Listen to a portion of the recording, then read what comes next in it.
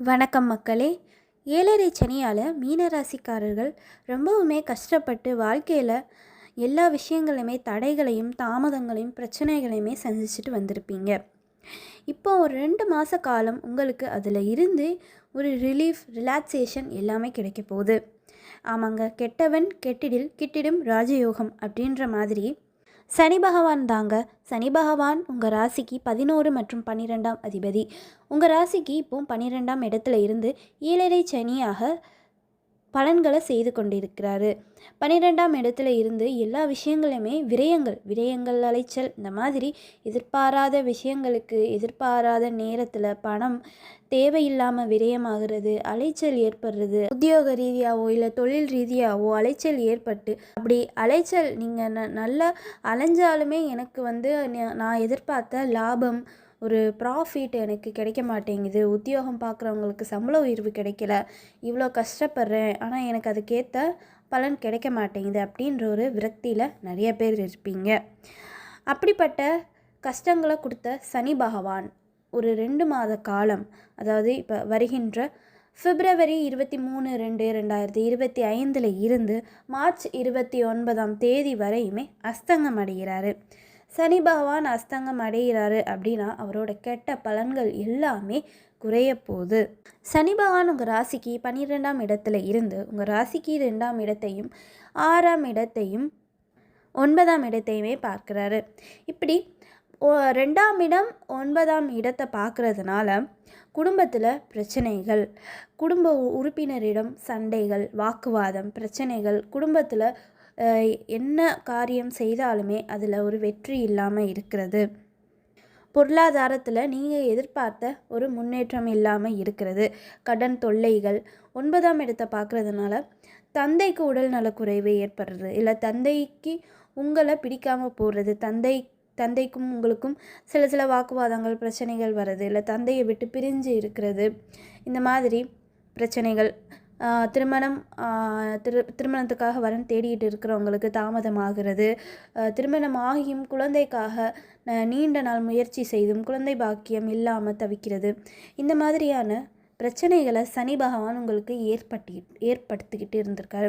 6ஆம் இடத்தை பார்க்கறதுனால உத்தியோக ரீதியாக அலைச்சல், உத்தியோகம் பண்ணுறவங்களுக்கு சில இடையூறுகள், சிக்கல்கள், இடமாற்றங்கள், உத்தியோகத்தில் எவ்வளோதான் நீங்கள் உழைப்பு போட்டாலுமே அதுக்கேற்ற சம்பளமோ அதுக்கேற்ற பலனோ பாராட்டுக்கள் இந்த மாதிரி எதுவுமே கிடைக்காம ஒரு மன உளைச்சலை ஏற்படுத்திக்கிட்டு இருந்திருப்பார்.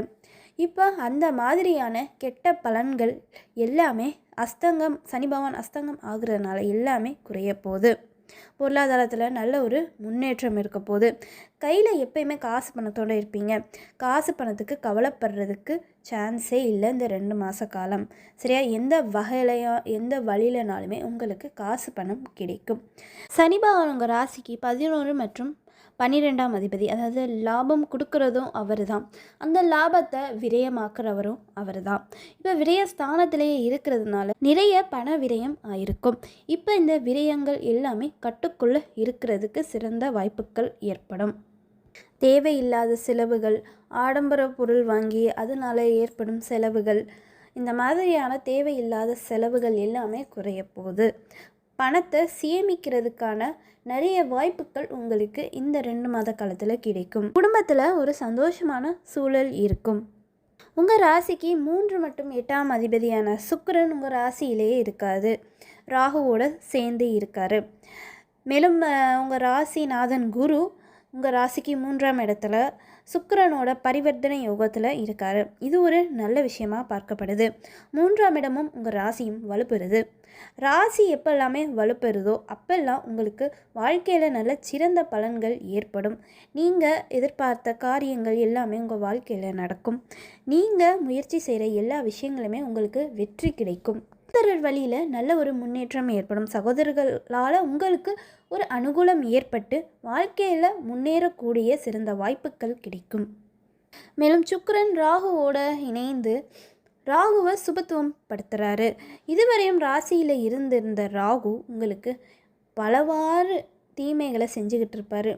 என்ன காரியம் நீங்கள் தொடங்கணும்னு நினச்சாலுமே அந்த காரியத்தை தடை பண்ணி வைக்கிறது, அந்த காரியத்தை தாமதமாக்குறது, நம்ம நினைத்த காரியம் கைகூடாமல் அந்த காரியத்துக்காக நம்மளை ஏங்க வைக்கிறது, அந்த காரியத்துக்காக நம்மளை தவிக்க வைக்கிறது, அதனால பணம் விரயமாகிறது. இந்த மாதிரி பல வகையில் பிரச்சனைகளை ஏற்படுத்திக்கிட்டு இருந்த ராகு இப்போ சுக்கிரனால் இணைந்து சுபத்துவம் ஆகிறதுனால அந்த பிரச்சனைகள் எல்லாமே சரியாக போகுது.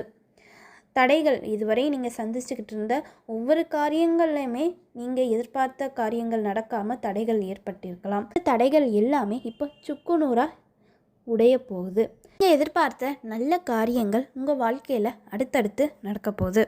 அது எந்த காரியம் இருந்தாலுமே சரி, எல்லாமே சுப காரியங்கள். நீங்கள் எதிர்பார்த்த சுப காரியங்கள், அதாவது உத்தியோகம் தேடுறவங்களுக்கு உத்தியோகம் கிடைக்க போகுது, படிக்கிற மாணவர்களுக்கு படிப்பில் நல்ல ஒரு தேர்ச்சி ஏற்படும், நீங்கள் நினைத்த மதிப்பெண் கிடைக்கும், பெண்கள் வழியில் நல்ல ஒரு முன்னேற்றம் ஏற்படும். முக்கியமாக உங்கள் ராசியில் ராகு இருக்கிறதுனால ராசியில் ஒரு இருள் இருந்துச்சு, ஒளி இல்லாமல் ஒரு இருள் அமைப்போடு இருந்த ராசி இப்போ சுக்கிரனோட தத்துவத்தால் ராசி ஒளியடையுது. சரியா?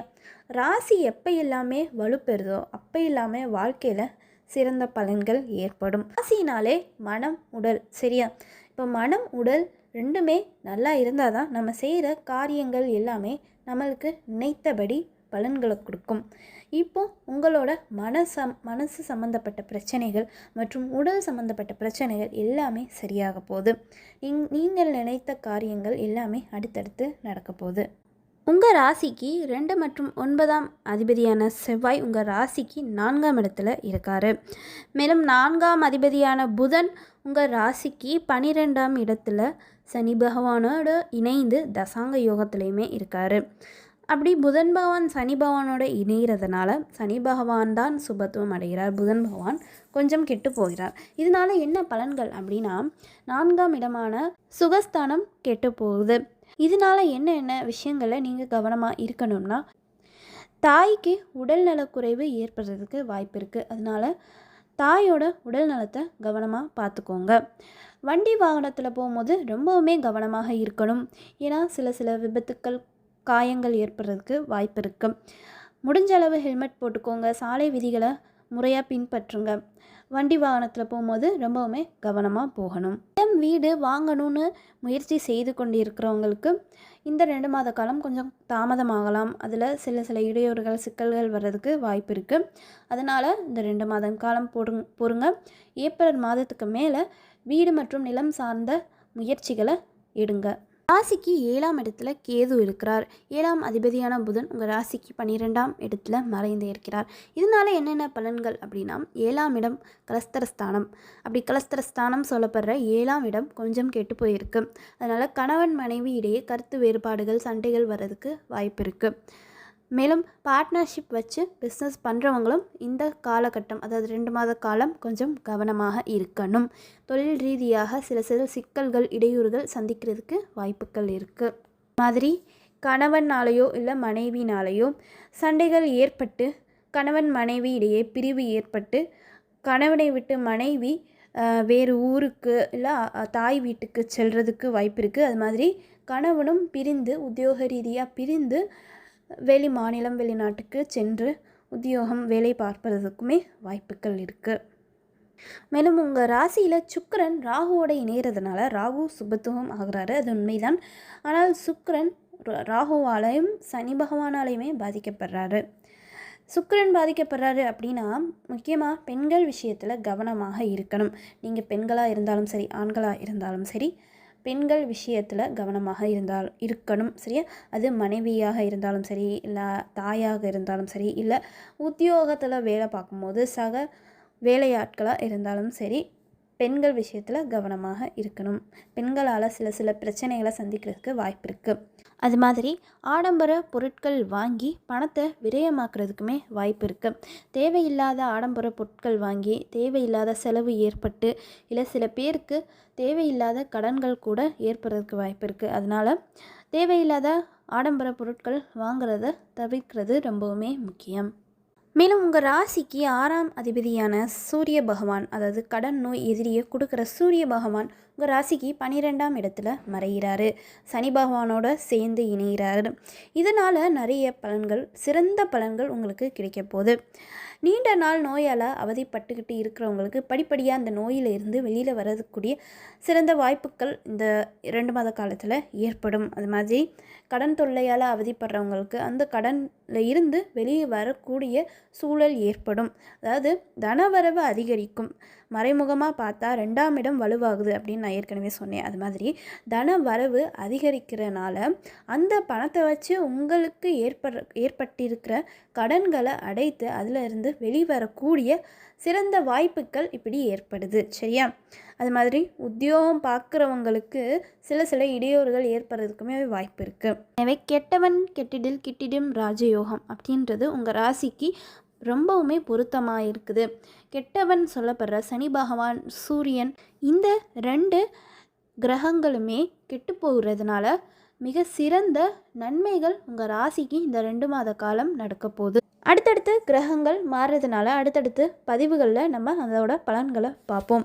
எனவே அனைவரும் அனைத்து வளமும் செல்வமும் பெற்று வாழ்க வளமுடன். இந்த வீடியோ பதிவு உங்களுக்கு பிடிச்சிருந்துச்சுன்னா வீடியோவை லைக் பண்ணிக்கோங்க. இந்த மாதிரி ஜோதிடம் மற்றும் ஆன்மீகம் சார்ந்த தகவல்களுக்கு ஆன்மீக பேச்சு சேனலை சப்ஸ்கிரைப் பண்ணி வச்சுக்கோங்க. நன்றி.